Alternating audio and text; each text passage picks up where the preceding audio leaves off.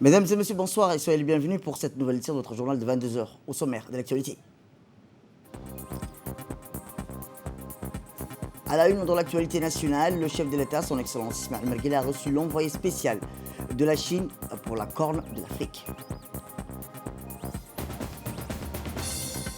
Et toujours dans l'actualité nationale, la 13e conférence des présidents d'Assemblée et de section de la région d'Afrique s'est tenue ce matin au sein même de l'arcane de l'Assemblée nationale.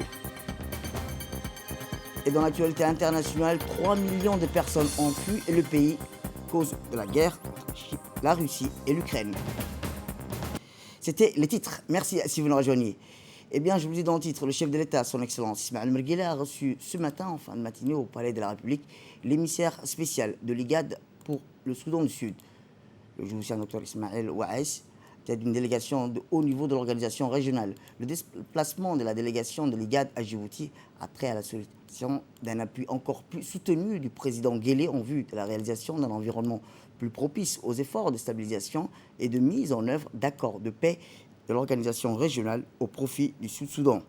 Le retard a pris dans la création d'une force armée intégrée, le manque apparent de collaboration entre les leaders politiques et dans ce contexte difficile, l'incapacité notoire pour le pays d'organiser les élections prévues en avril 2023 est censée lui conférer des autorités jouissant de l'égalité et légitimité nationale, constituant entre autres points d'échappement les principales problématiques à l'ordre du jour dans le dossier du Soudan du Sud.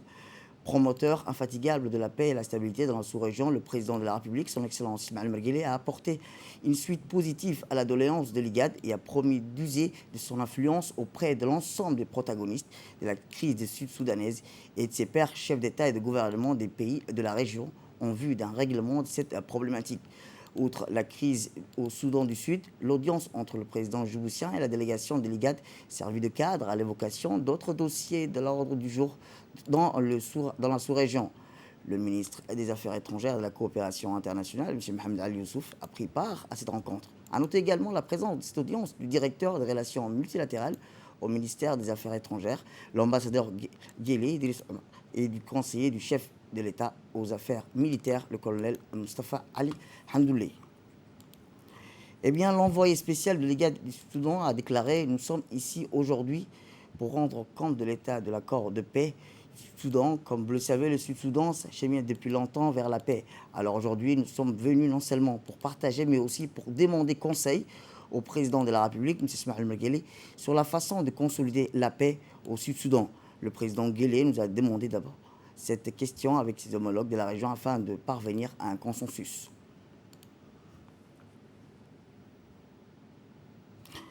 Autre reçoit le président de la République, M. Ismaël Omar Guelleh, a reçu ce matin au Palais de la République le nouvel envoyé spécial de la Chine pour la Corne d'Afrique, l'ambassadeur Xu Bing, qui effectue une tournée dans les pays de la région.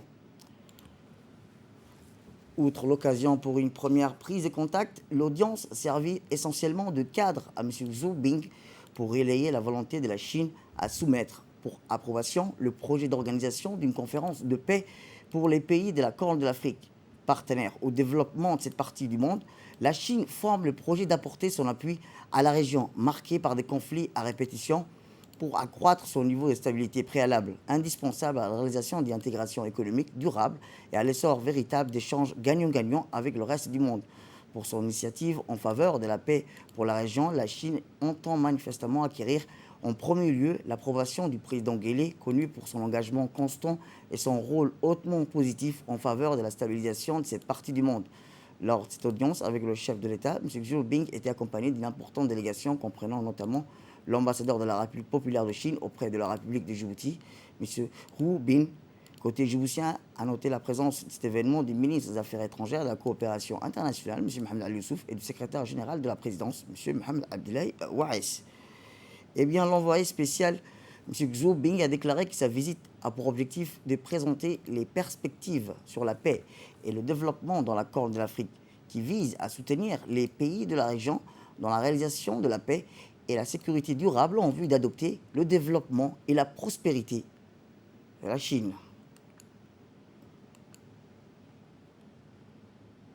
Eh bien, de son côté, le chef de la diplomatie, M. Mohamed Ali Youssouf, a mis en exergue les tenants et aboutissants de cette rencontre de l'envoyé spécial chinois pour la Corne de l'Afrique avec le chef de l'État, M. Ismaël Merguele. Xu Bing du ministère des Affaires étrangères de la République populaire de Chine est venu à Djibouti dans le cadre d'une tournée qui va le mener dans d'autres capitales de la région. L'objectif de sa visite est de promouvoir l'idée d'une conférence de paix que la Chine veut promouvoir et organiser dans cette région afin de, je dirais, permettre à nos pays de trouver des solutions aux crises qui sévissent dans la région. C'est une idée qui a été bien accueillie par le président de la République.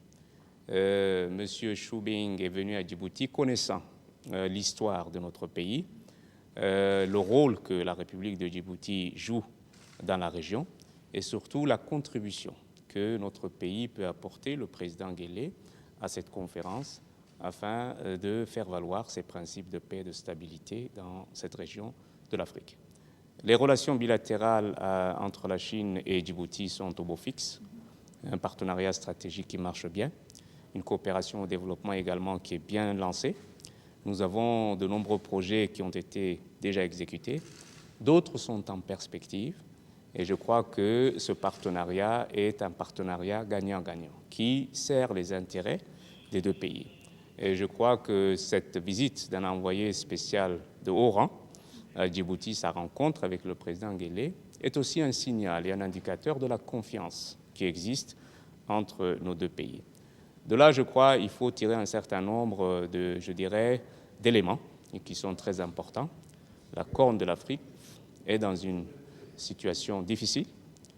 3 crises mondiales l'ont affectée.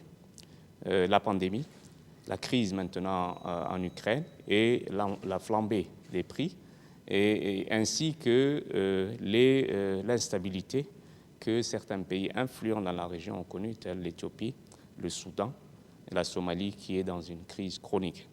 Et donc, il est très important de comprendre que cette initiative de la Chine est une initiative qui vient à point nommé et qui n'est pas unique. D'autres pays, d'autres envoyés spéciaux sont également envoyés. Mais le message de fond dans cette initiative, c'est que les affaires de la Corne de l'Afrique doivent d'abord être gérées par les pays de la région. Et je vous le disais dans le titre, la 13e conférence des présidents d'Assemblée et de la section de la région d'Afrique francophone s'est ouverte ce matin au siège de l'Assemblée nationale. Le président de l'Assemblée nationale, M. Mohamed Al-Ahmed, le président de la section APF, M. Dileta Mohamed Dileta, et le président de l'Assemblée parlementaire de la francophonie, Amadou Soumahoro, ainsi que plusieurs des 90 participants, dont les présidents des assemblées et les membres des parlements, ont pris part à cet événement. La conférence se concentrera pendant 2 jours sur les sujets liés à la croissance économique et à la lutte contre le terrorisme en Afrique. La situation, son sein portera également sur la situation politique et sociale des pays de l'espace francophone en Afrique.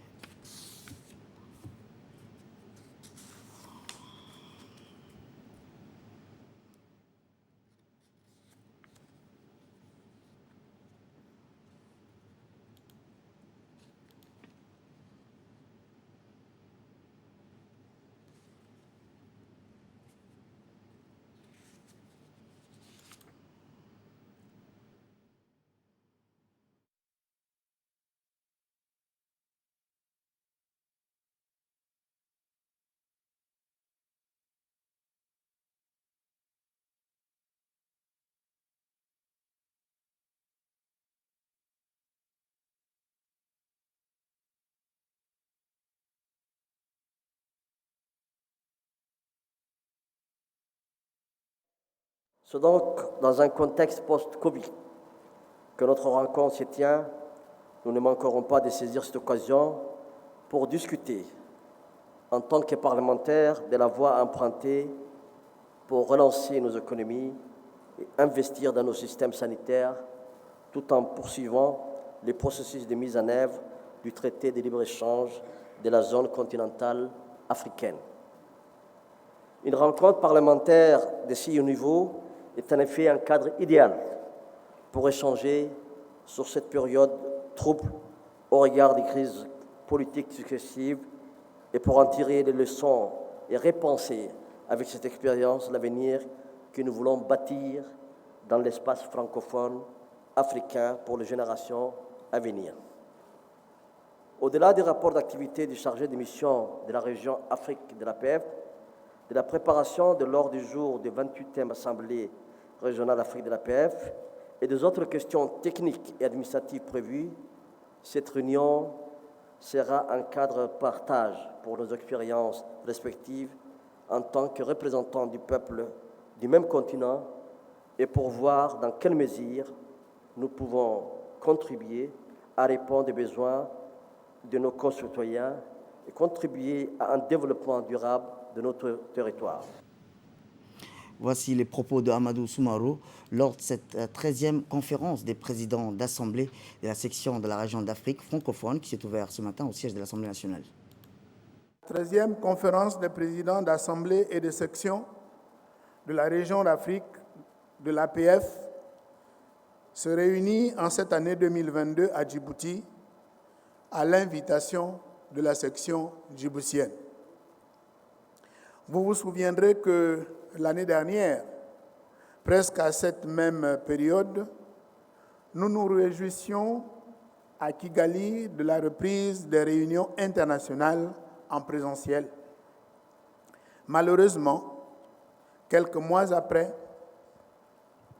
contre toute attente, des variants liés à la mutation de Covid de la maladie à corona ont surgi, provoquant une nouvelle fois la suspension de nos rencontres. Ici à Djibouti, nous reprenons nos activités, cette fois-ci dans un contexte où les bonnes nouvelles des tendances sanitaires mondiales nous rassurent. En attendant que cela se confirme, se précise, nous souhaitons de tous nos voeux que cette pandémie soit définitivement derrière nous. Mesdames et messieurs, chers collègues, l'Assemblée parlementaire de la francophonie se réjouit davantage de la tenue de cette activité des présidents d'Assemblée et de section de la région Afrique ici à Djibouti, après avoir mobilisé les parlementaires francophones, d'une part, en mars 2019, lors de la réunion de sa commission politique, et en octobre de la même année, pour un séminaire parlementaire sur l'état civil, la démocratie, la bonne gouvernance, le statut et le rôle de l'opposition. Eh bien, comme je vous le disais, la conférence se concentrera pendant 2 jours sur des sujets liés à la croissance économique et à la lutte contre le terrorisme en Afrique. Les discussions porteront plutôt également sur la situation politique et sociale des pays de l'espace francophone en Afrique. Particulièrement agréable de vous souhaiter la cordiale bienvenue dans notre beau pays, Djibouti, ce berceau des braves qui a toujours favorisé la rencontre et les échanges entre le peuple du monde. Notre conférence des présidents d'assemblée et des sections de la région Afrique de l'APF a lieu cette année, en même temps que la Semaine de la francophonie. Cette belle fête qui est célébrée dans tous les pays ayant en partage l'usage du français. À cet égard, il me plaît de rappeler que pour certains, la République de Djibouti est un îlot de stabilité dans la Corne de l'Afrique, mais pour moi, c'est bien plus que ça. Et j'ajouterai que c'est un joyau francophone dans un océan anglophone. C'est aussi une extraordinaire porte d'entrée depuis le détroit du Bab el-Mandeb vers l'Afrique. À la lumière de tout cela, je ressens un excès d'enthousiasme et je souhaite un franc succès à cette belle rencontre au sommet. Nos longs périples à travers toute l'Afrique francophone est un gage d'engagement et de détermination pour valoriser et préserver un patrimoine qui nous est propre. Chers collègues, Mesdames et Messieurs, avant d'aller plus loin, qu'il me soit permis d'exprimer mes sincères et chaleureux remerciements et ma profonde gratitude à Monsieur le Président de la République, Son Excellence Monsieur Ismaël Omar Guelleh, qui a toujours milité pour la tenue de ce genre de rencontres au sommet. J'aimerais aussi adresser une mention spéciale à Son Excellence Faisal bin Sultan Al Gabani, ambassadeur extraordinaire plénipotentiaire du Royaume d'Arabie Saoudite et résident à Djibouti, pour son soutien précieux à l'organisation de cette 13e conférence des présidents et des chefs de section africaine de l'APF. Autre actualité dans ce 22 heures, c'est dans le but de renforcer davantage la mise en œuvre de l'action gouvernementale destinée essentiellement à mettre notre population à l'abri du phénomène d'envolée des prix aux denrées de première nécessité. Le siège du ministère de la Communication, Information et de la Télécommunication a abrité ce matin une importante réunion de concertation co-présidée par le ministre de la Communication et des Postes Télécommunications, M. Redouane Abdoulaye Badone, et son collègue du Commerce, Mohamed Ouarsama Diriye. La rencontre a entre autres réuni les secrétaires des 2 départements ainsi que le haut responsable de différents organes de la presse écrite et de l'audiovisuel, à savoir le directeur général de la radio-télévision de Djibouti, Aden Abdijama, du directeur de la publication du journal La Nation et le directeur de l'agence djiboutienne de l'information, Abdelrazak Al-Derane.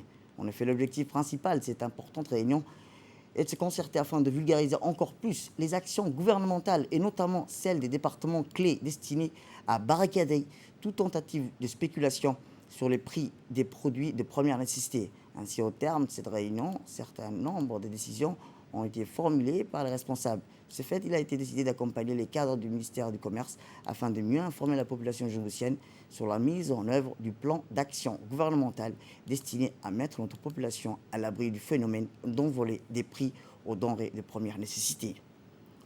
Eh bien, dans son intervention, le directeur général de la radio-télévision de Djibouti, M. Aden Abdijama, a indiqué que cette rencontre a pour ultime objectif de vulgariser les grandes lignes du plan d'action gouvernemental et à porter à la connaissance des concitoyens les tenants et aboutissants des mesures déjà prises sous la houlette du ministre de la Communication chargé des Postes et Télécommunications et du ministre du Commerce, du Tourisme. Comme vous le saviez, a-t-il dit le directeur, au terme de cette importante réunion, au niveau un plan d'action afin à éviter notre pays et les répercussions économiques négatives de la crise internationale actuelle engendrée par la guerre entre la Russie et l'Ukraine. Ainsi, il a été décidé de couvrir davantage les actions que le ministère du Commerce et le ministère clé mènent depuis une semaine pour remédier à la situation et barricader toute spéculation sur les prix des produits de première nécessité. De ce fait, la RTD, a-t-il dit le directeur général, compte lancer dès aujourd'hui des programmes d'émissions télévisées radiophoniques et des tables rondes sur les activités des agents du ministère du Commerce, notamment sur celle de l'action situation. Les équipes composées des professionnels des médias seront également constituées pour accompagner les responsables sectoriels en vue de coordonner et vulgariser davantage la mise en œuvre et l'actuel plan d'action qui, pour nous, représente une priorité, a-t-il rappelé le directeur général de la radio-télévision de Djibouti, M. Aden Abdijama.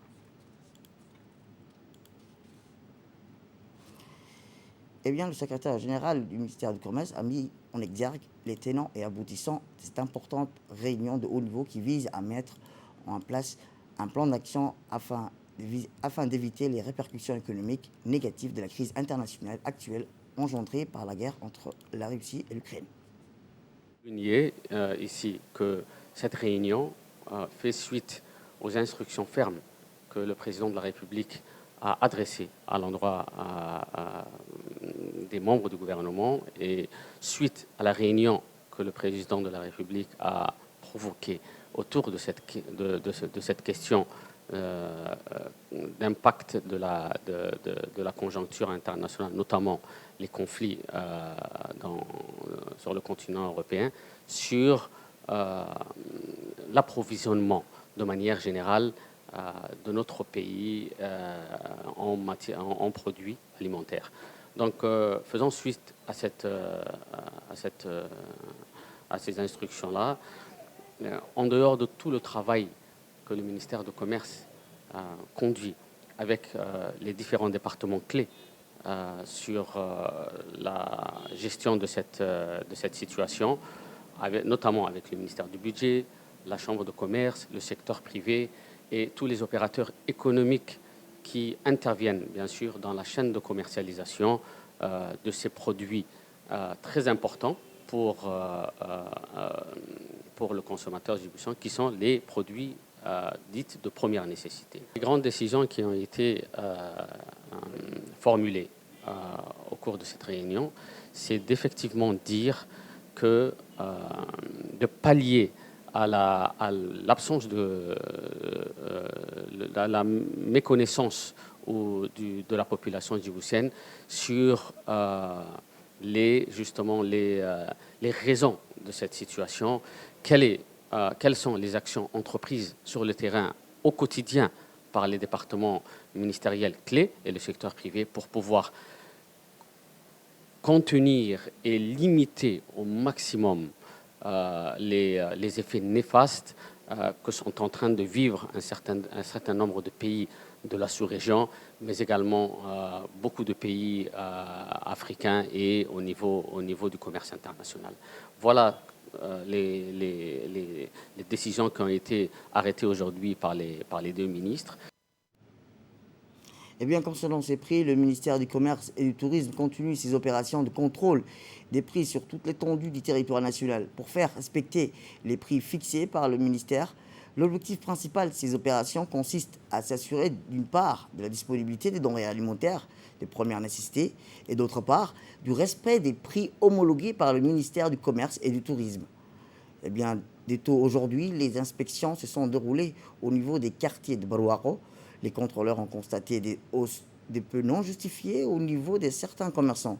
À cet effet, tous des points de vente en infraction ont été fermés et les contrevenants se sont vus infliger des pénalités importantes.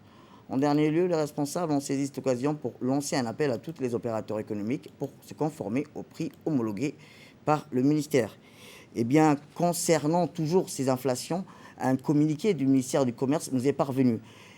Conformément à la loi numéro 28 de l'année 2008 de la 6e législature portant sur la concurrence, la répression de la fraude et de la protection du consommateur, le ministère du Commerce et du Tourisme exhorte les opérateurs économiques à se conformer à l'obligation de délivrance des factures pour toute transaction commerciale. À cet effet, le commerçant est tenu de livrer la facture dès la réalisation de la vente ou la prestation de services et l'acheteur doit la réclamer. La facture doit être rédigée en 2 exemplaires au moins. Le vendeur remet l'original de la facture et l'acheteur y conserve le double. Tout professionnel qui aura vendu ou revendu des produits, des biens ou offert services sans délivrer une facture est passible d'une amende de 5 000 francs à 5 millions de francs de Djibouti et d'un emprisonnement de 10 jours à 6 mois ou l'une de ces peines seulement. Autre actualité, toujours en nouvelles du pays, la direction de l'élevage et des services vétérinaires a organisé depuis hier un atelier de préparation pour la vaccination contre la peste des épiruminants et contre la périplonie contagieuse caprine pour les vétérinaires et les techniciens du département. Organisé par la direction de l'élevage en étroite collaboration avec la FAO, cet atelier s'est clôturé en présence du représentant du FAO à Djibouti, M. Fallou Gueye, qui a dans son discours félicité le département de l'élevage. Par la suite, il a été procédé à la remise des matériels informatiques destinés aux vétérinaires et techniciens.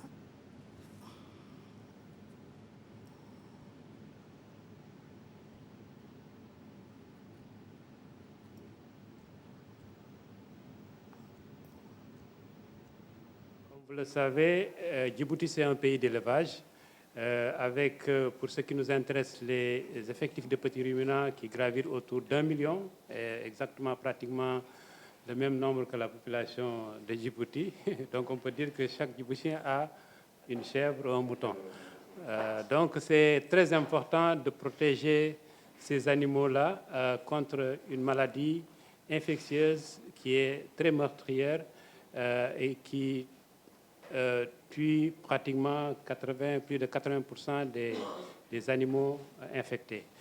Et donc, la FAO se réjouit d'accompagner la direction de l'élevage pour préparer et mettre en œuvre cette campagne de vaccination.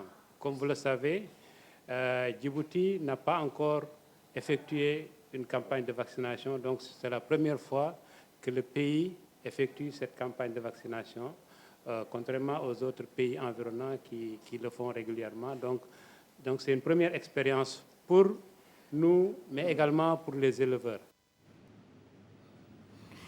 Le directeur de l'élevage et des services vétérinaires, le docteur Moussa Ibrahim, s'est réjoui de la participation de la FAO dans la lutte contre la peste des petits ruminants et autres maladies des caprins. Réunis pour préparer la campagne de vaccination contre la PPR. Je remercie la FAO pour son appui technique, logistique et la mise à disposition des vaccins. Il est peut-être utile de rappeler que cette campagne a été retardée par le Covid-19.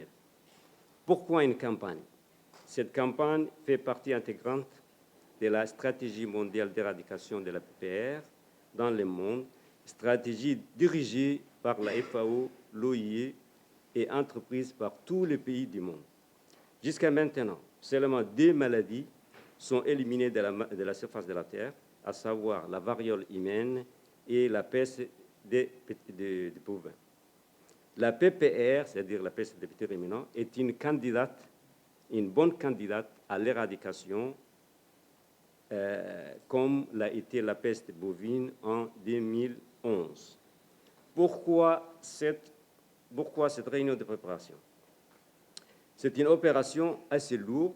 Comme vous savez, les campements sont souvent inaccessibles par route et la vaccination doit se faire de préférence dans les enclos de campement.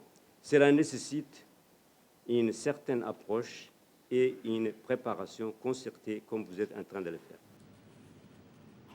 Direction le sud, en dehors du chef-lieu d'Ali Sébié, la majeure partie des populations ruraux sont affectées par la sécheresse dans les milieux ruraux de Bidrley et Beyardé, sous la localité d'Olol. Le préfet de la région d'Ali Sébié, Moussa Adel Migane, a effectué une tournée dans les localités rurales dans le but de constater de visu les conditions de vie des populations de ces zones de brousse. La première remarque est amère puisque une sécheresse récurrente sévit dans les zones visitées. La terre est devenue noire pour cause de végétation verte. Il n'y a plus depuis très longtemps et les troupeaux n'ont pas de pâturage. En plus des manques d'herbe, les animaux sont victimes des maladies animalières mortelles, les bêtes devenues faibles et rendant l'âme par vagues. Toutefois, la sécheresse récurrente de la région dont les habitants nomades disent ont aggravé la vulnérabilité du cheptel. Ceci est d'autant plus grave et baisse notre mode de vie principal, disons certaines personnes. Interviewé, le chef coutumier des secteurs visités déplore qu'il est impossible les mois à venir de vivre pour les habitants dans cette zone. S'il ne pleut pas, il réclame en urgence une assistance d'instances concernées de l'État. Cet effet, il lance un cri d'alarme aux hauts responsables de l'État de se pencher sur leur cas, de leur venir en aide.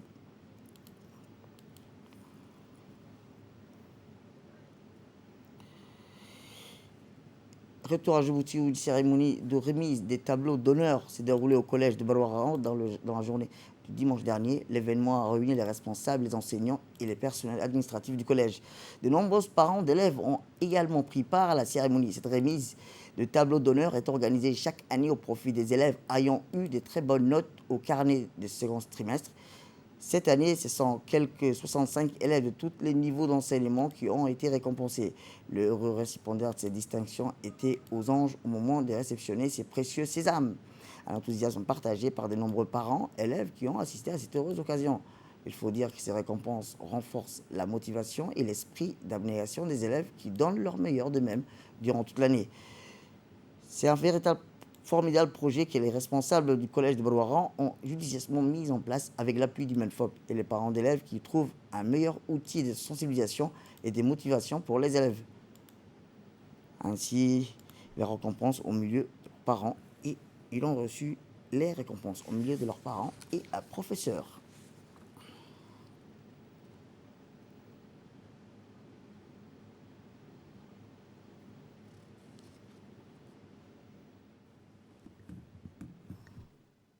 professeurs, nos enseignants, les responsables de l'établissement ont pu organiser une petite cérémonie pour les parents, pour le remerciement de leur respect ou des respects de leurs élèves. Ce qu'ils ont fait, ce qu'ils ont mérité, parce que tout le monde mérite quelque chose dans ce monde.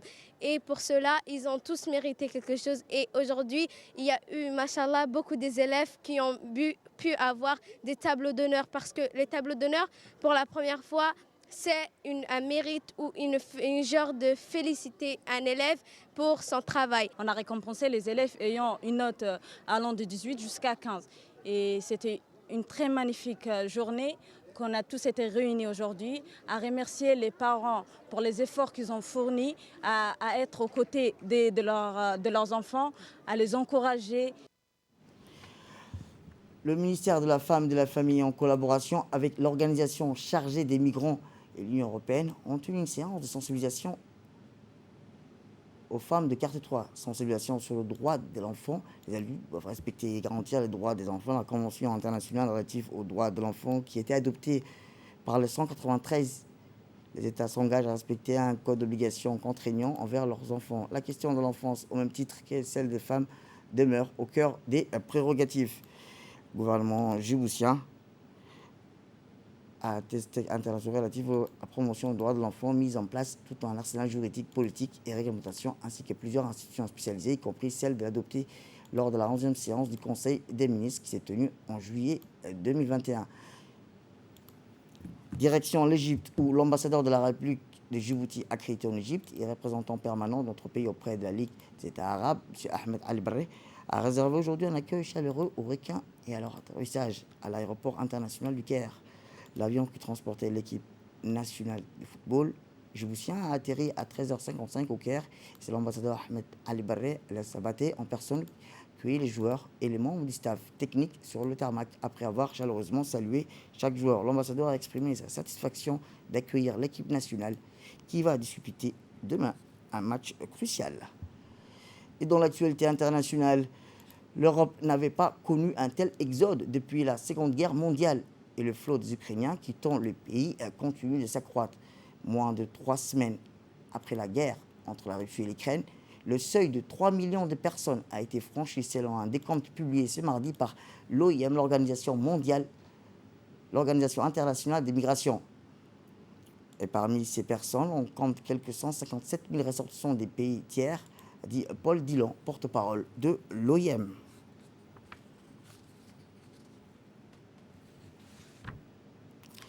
C'est la fin de cette édition. Merci à vous de nous avoir suivis. Restez avec nous pour la suite de nos programmes télévisés.